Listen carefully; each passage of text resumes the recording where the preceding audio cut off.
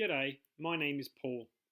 In our first two videos, we learnt about what CBD is, where it comes from, how it works, what the endocannabinoid system is, why essential fatty acids are important, and how CBD works in the places of the body it is needed most. Now I want to explain more about why CBD is good for me. As I mentioned previously, many customers have written to tell us why they believe CBD is good for them. So before we share with you the different opinions on the safety of CBD, I would like to share some real-life examples. However, due to current legislation in both North America and Australia, we are not allowed to tell you about the many specific anecdotal evidence we have for using CBD. We are able to share with you the facts from peer-reviewed clinical studies.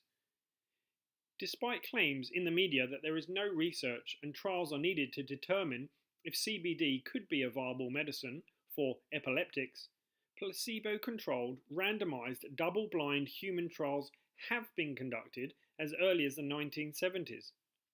Medical World News reported, cannabis is probably the most potent anti-epileptic known to medicine. According to the World Health Organization, 50 million people suffer with epilepsy worldwide. This is a picture of me with Charlotte Figge, the little girl in Colorado, USA, who had the plant Charlotte's Web named after her.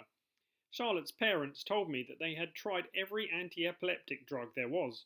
They didn't stop the seizures, were highly psychoactive, and caused damage to Charlotte's brain and body, even causing her heart to stop at times. CBD stopped the seizures immediately without any negative side effects. Her parents told me, even if this didn't stop the seizures, we would never stop giving CBD to her because of the other ways it has benefited her mind and body. This is Dr. Blair, who we have on our staff in USA. He has been using our CBD oil with his patients, as well as conducting other research, and the anecdotal reports we get back from him are very promising. Here are some examples. Oh, that's right. We cannot share with you what Dr. Graveline, an 83-year-old retired NASA astronaut, told us, or people who have experienced results with things like cigarette addiction. Helping someone to defeat a cigarette addiction may sound hard to believe, yet new randomized, placebo-controlled, double-blind human research from London has proven that CBD does lessen the addictive craving and anxiety that usually make quitting so difficult. The results were clearly evident by the end of the first week. The scientists of this study concluded CBD is a potential treatment for nicotine addiction. It is interesting to note that a synthetic cannabinoid was also trialled for overcoming nicotine addiction, and it just started working. However, it had to be discontinued due to causing depression and suicide in the test subjects. Genius inventor Thomas Edison summed it up well when he said, "There were never so many able active minds at work on the problems of disease as now, and all their discoverers are tending towards a simple truth, that you can't improve on nature." So, CBD from the real plant seems to be very safe and very effective, yet some authorities are saying it's not. If you watch television in Australia, someone from the government or medical establishment will appear and repeat the same three claims. We don't know if it is safe. We don't know if it works. There's no science to support it. So, are their claims true? As some of you may know, the US government holds 2 patents on using CBD as a medicine.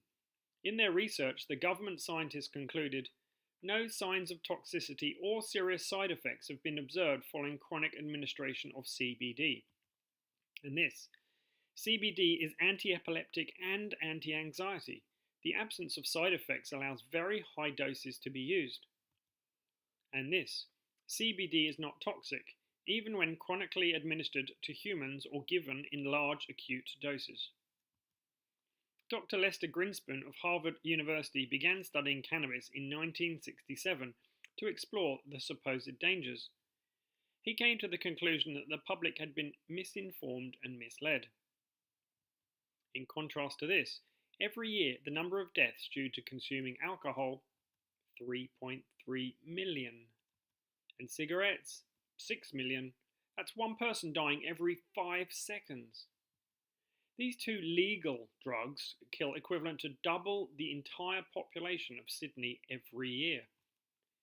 Now, this chart contains data from multiple European governments to show what people are actually dying from and how many people are dying from each different cause.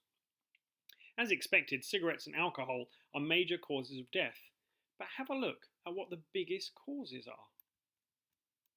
The number one cause of death in Europe is preventable medical injuries in hospitals.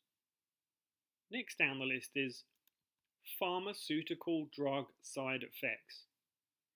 Now, way down at the bottom, beneath being struck by lightning, is dietary supplements and herbal remedies. So we're being told to trust hospitals and prescription medicines, the number one cause of death in the Western world, and we should fear hemp, which has not killed anyone in 5,000 years of unsupervised use. Now, I don't understand this message, and perhaps someone will explain it to me one day. So, if CBD is so safe and effective, why such intense opposition by the medical establishment? We will discuss this very important and obvious when you know why reasons in the next and final video in this introduction to CBD series from Elixinol.